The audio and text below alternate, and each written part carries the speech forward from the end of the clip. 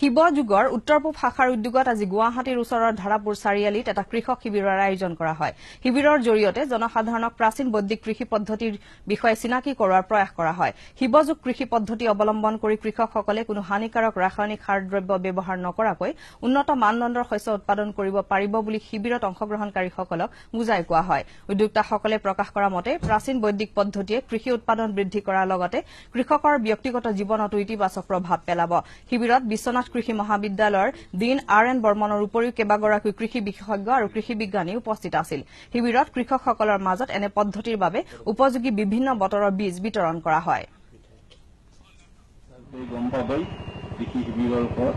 যিটো আজি ইয়াত হ'ব আমাৰ যিটো গুৱাহাটী মহানগৰ সমিতি প্ৰথমে আমি মগুমাহৰ খেতি এটা নিজকে ট্ৰাই কৰিছিলোঁ আৰু তাত যথেষ্টখিনি আমি পজিটিভ আমি যথেষ্টখিনি পাইছিলোঁ আৰু ইয়াত আমাক সহায় কৰিছিল বিশ্বনাথ চাৰিআলিৰ